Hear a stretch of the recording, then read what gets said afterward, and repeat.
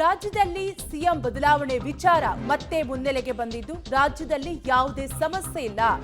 ಪದೇ ಪದೇ ಸಿಎಂ ಚರ್ಚೆ ವಿಚಾರ ಕೇಳಿ ಬರ್ತಾ ಇದ್ದು ದೆಹಲಿಯಲ್ಲಿ ಡಿಸಿಎಂ ಡಿಕೆ ಶಿವಕುಮಾರ್ ಸ್ಪಷ್ಟನೆಯನ್ನು ನೀಡಿದ್ದಾರೆ.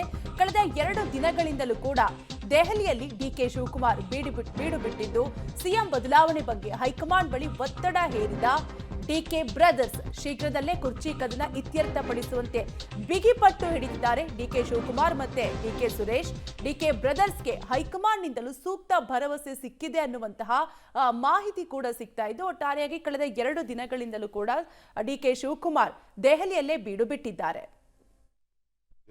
ನಾನು PCC ಪ್ರೆಸಿಡೆಂಟ್, ಅವ್ರು ACC ಪ್ರೆಸಿಡೆಂಟು, ಅವ್ರು ನಾನು ಭೇಟಿ ಮಾಡೋದು, ನಮ್ಮ ಪಾರ್ಟಿ ಲೀಡರ್ಗಳು ಭೇಟಿ ಮಾಡೋದು, ಇನ್ನು ಯಾರು ಅದನ್ನು ನಾನು ಮಾಡ್ತಾ ಇದ್ದೆ, ಇನ್ಯಾರು ಮಾಡ್ತಾರೆ?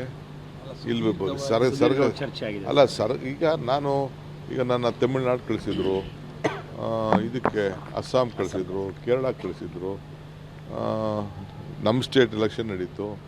ಇವೆಲ್ಲ ಅವ್ರಿಗೆಲ್ಲ ಹೇಳಬೇಕಲ್ಲ ಏನೇನಾಯಿತು ಅಂತ. ಈಗ ತಮಿಳ್ನಾಡಿಗೆ ಹೋಗಿ ನಾನು ಮ್ಯಾನಿಫೆಸ್ಟೋ ರಿಲೀಸ್ ಮಾಡೋಕ್ಕೆ ಹೇಳಿದ್ರು. ಅಲ್ಲಿ ಹೋಗಿ ಕಂಪ್ಲೀಟ್ ಕ್ಯಾಂಪೇನಿಂಗ್, ರಾಹುಲ್ ಗಾಂಧಿ ಕ್ಯಾಂಪೇನಲ್ಲೂ ನಾನಿದ್ದೆ, ಇವರು ಸ್ಟಾಲಿನ್ ಅವ್ರ ಜೊತೆ ಕ್ಯಾಂಪೇನಿಂಗಲ್ಲೂ ಇದ್ದೆ, ಕೇರಳಲ್ಲೂ ಅಷ್ಟೇ ಕ್ಯಾಂಪೇನಿಂಗ್ಗಳೆಲ್ಲ ಇದ್ದೆ ನಾನು. ಇಲ್ಲೂ ಕೂಡ ಅಸ್ಸಾಮಲ್ಲೂ ಇದ್ದೆ. ಈಗ ತಿರ್ಗಿ ಅಸ್ಸಾಂ ಕೊನೆ ದಿನ ಒಂದಿನ ಹೋಗ್ಬೇಕಾಗ್ತದೆ. ಇವೆಲ್ಲ ನನ್ನ ಡ್ಯೂಟಿ ಏನಾದಮೇಲೆ ನಾನು ನಮ್ಮ ಕನ್ಸರ್ನ್ಡ್ ಆಫೀಸ್ ಬೇರರ್ಸ್ಗೆ ಆಮೇಲೆ ಪ್ರೆಸಿಡೆಂಟ್ಗೆ ನಾನು ಬ್ರೀಫ್ ಮಾಡಿಲ್ಲ ಅಂದರೆ ಇನ್ಯಾರು ಬ್ರೀಫ್ ಮಾಡ್ತಾರೆ? ಒಬ್ಬ ಸೀನಿಯರ್ ಅಬ್ಸರ್ವರ್ ಆಗಿ ಏನೇನಿದೆ ಅಂತೇಳಿ ನಮ್ಮವರೆಲ್ಲ ಭಾಳ ಕಾನ್ಫಿಡೆಂಟ್ ಇದಾಗಿದ್ದಾರೆ.